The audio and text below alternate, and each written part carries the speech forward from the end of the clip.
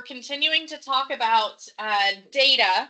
Okay, we're going to get into probability in 11.4, but we looked at the box and whisker plot yesterday, or the box plot. Today we're going to look at histograms. So a histogram, it has the definition already written here for you. I'm just going to highlight the word here. Okay, so a histogram is a graphical display where the data is grouped into ranges. Okay, so it's different than a bar graph. A lot of people confuse histograms and bar graphs. So we have a graphic here so that you can see these side by side. Okay, so in a histogram, there is no gap between the ranges. Okay, so this first range you can see is 100 to 150, and then 150 to 200, 200 to 250, 250 to 300, 300 to 350. In a bar graph, there are gaps between these bars, and what's represented on the x-axis is not a range of values. Okay, so for instance, in this example, these just represent different countries. Okay, so it's similar to a bar graph in looks. Okay, you've got an X and Y axis, and you've got these bars coming up. However, it's a range of data. Okay, so these are always numbers. They're ranges, not categories like in a bar graph. Okay, and there are no gaps in between. Okay, now the height of each of these bars shows how many are in each of these ranges. So whatever this example is representing, okay, you can see that the number that fall between 100 and 150 are just over 20. Okay, I don't know what this is measuring, but there's a little over 20 that fall into that range. Okay, there is just under 20 that fall into this range. There's nearly 30 in this range, and there's nearly 50 in this range, and just over 10 in this last range. Okay, so that's how we're reading a histogram. So let's look at an example, okay, with types of questions you need to be able to answer. So this one says to look at the histogram for tree heights, and then asks what is the range for each bar. Okay, so this is the height of trees. Okay, that's what the x-axis is representing, is the height in centimeters. So the ranges here, we can see the first range is 1 to 150. The second range is 150 to 200, or it says let me correct that. We're not going to duplicate numbers. So I don't want to put 150 as a part of both of these ranges. So the left side is the beginning of the range. So I'm actually going to put 149 here instead of 150 as the end of the first range. Technically, it could be like 149.99. It's just anything less than 150 essentially. Okay, and then the next range starts at 150. Now in the graph, it looks like it goes up to, or in this x-axis, it looks like it goes up to 200, but I would actually write 199. I'm going to put 0.99, so just under 200. The next range starts at 200 and goes to 249.99. And then the next range starts at 250 and goes to 299.99. And then that last range is the 300 to 349.99.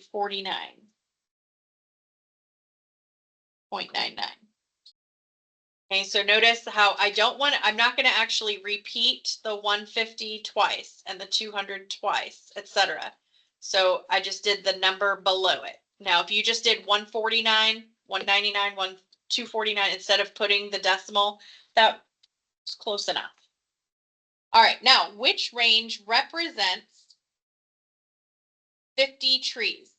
Okay, so the number of trees is going to be in the Y column. So 50 trees is going to be here. Okay, so the one that falls in to the 50 trees fall into this category between 250 and 299.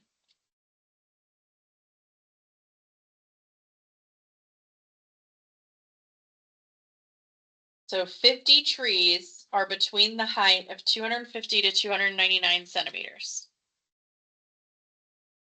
Okay, about how many total trees are represented in the histogram. So now we need to find the heights of all of these bars. Okay, so I'm going to write the heights of all of them. So this one is at 50. Okay, this one is right at 30. Now these others I'm going to have to estimate because they're not on an exact value. So I'm just going to round. This one is between 20 and 30, but it's not exactly halfway. It's a little more than halfway. So I'm going to estimate 25 would be halfway between. So I'm going to say about 26. It looks like it's a little bit more than halfway. Same thing here, halfway would be 5, but this is a little less.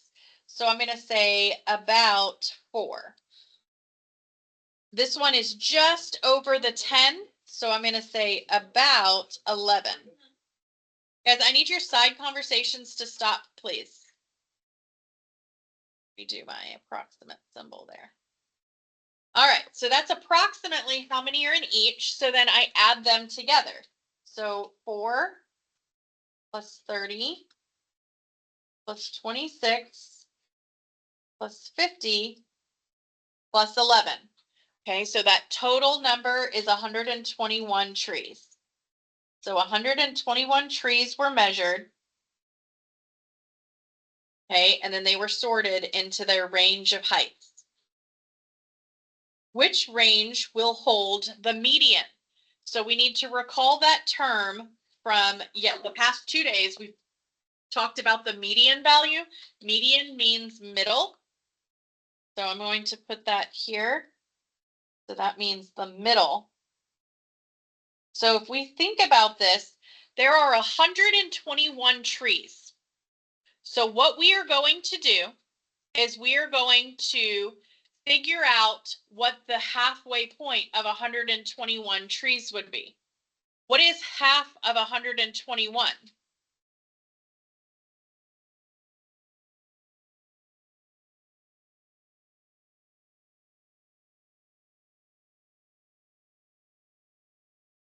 Anybody?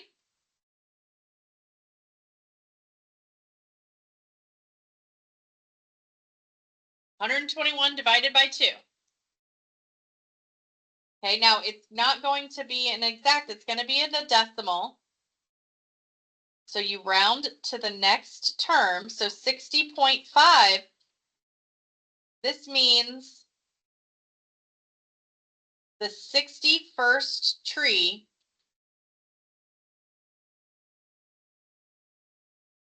will be the median. So if I count through these, I'm looking to see where the 61st will be. Okay. And if you want to write this, you'll have trees 1 through 60. And then you'll have the 61st tree. And then you'll have trees 62 through 121. And you can see that that's the median. Okay. Because there's 60 trees to each side of that. There's 60 below and 60 above.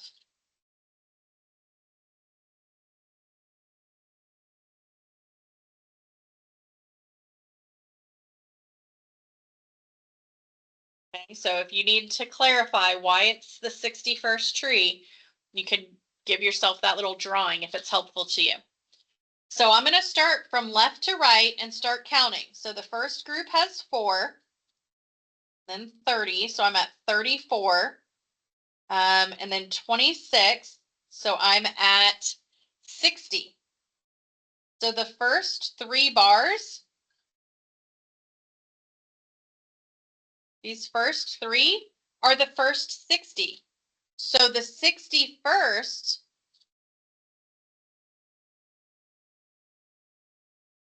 will be in the 250 to 299 range.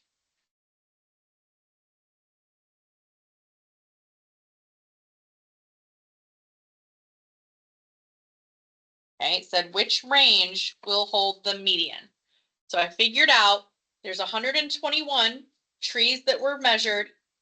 61, the 61st tree would be the middle because there's an odd number. I know there's an exact middle. Okay, and so then I just start counting left to right. 4, 34, 60. So the 61st would be in this next column.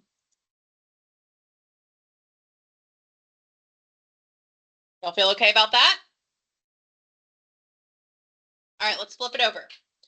Okay, on the next page here, it says that each month you measure how much weight your pup has gained and get the results. First, put the numbers in order from lowest to highest.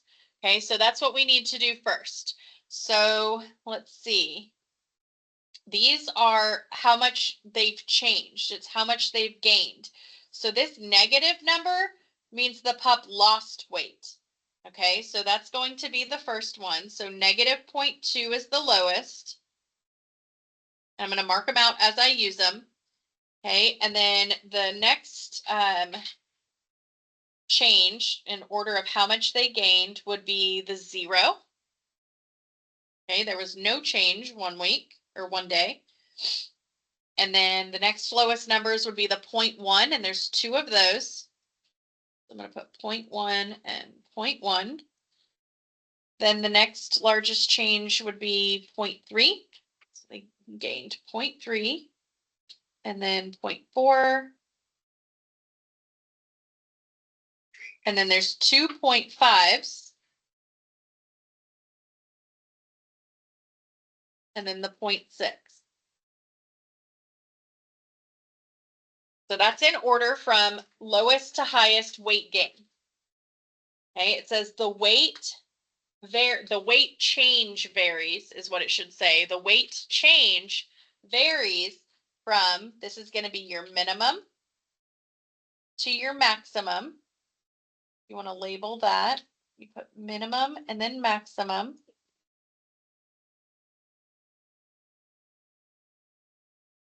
Just going to add the word change there. The weight change varies from losing 0.2 to gaining 0.6. You decide to put the results into groups of 0.5. Okay, so we're going to put a range of 0.5.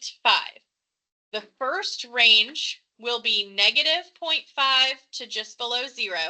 So that will be like the range of losing weight. And then the second range will be 0 to 0.5. So staying the same all the way up to gaining just under 0.5.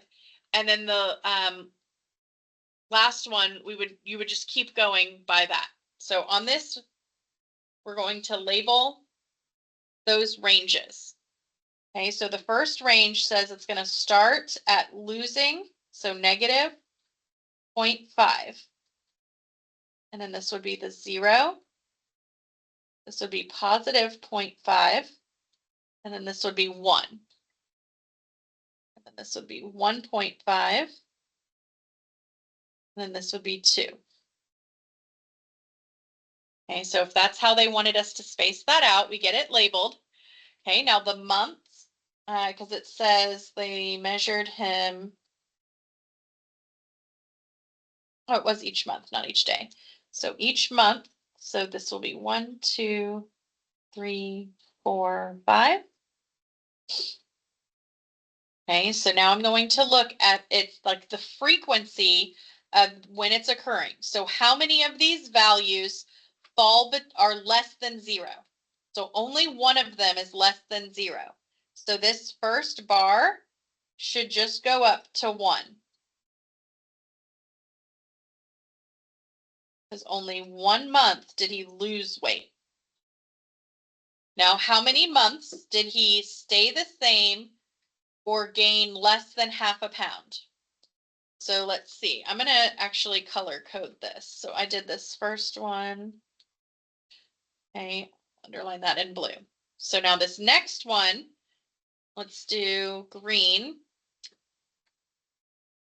These are all between 0 and less than 0.5. So there are 1, 2, 3, 4, 5 of those. So that should go up to the 5.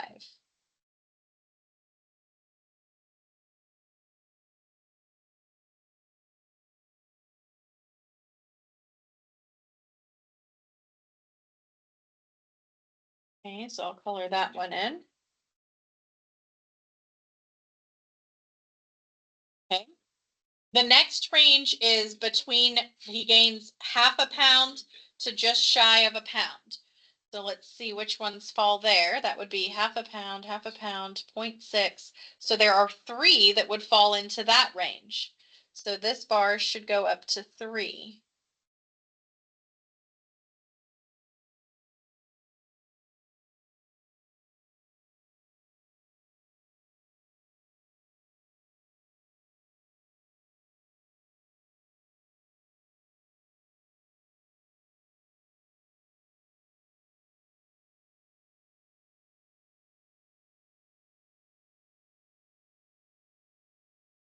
Guys, nobody caught it. I left a number off up here. You see this one I didn't mark out? There's one more on our list. I forgot. Okay, so 1.6 is also here. So our max is 1.6, not just 0.6. So there is one that falls greater than a 1.5, but less than 2. So we'll need another bar here. Let me color code that one. I will do yellow. There we go.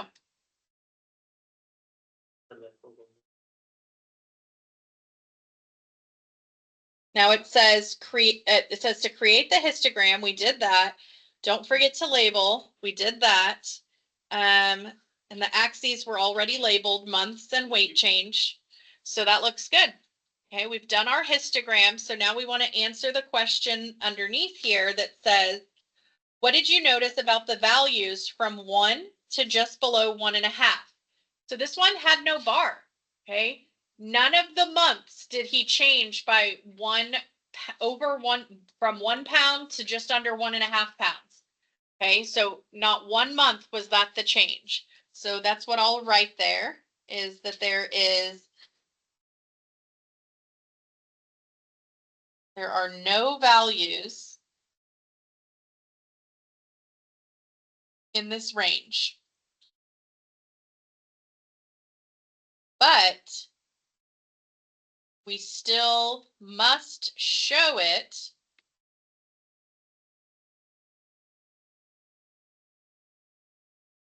you just leave it as a blank space. So we still just have to show the space there because there's a gap in the weight change ranges. Okay, so you don't just connect this other one here. Okay, you leave a gap for the missing values. Okay, that's as simple as histograms are. It's just creating those bars with those range values along the X. So when y'all are about to go to lunch, when y'all get back from lunch, y'all are going to get a chance to practice this. You're going to do reading some and creating some.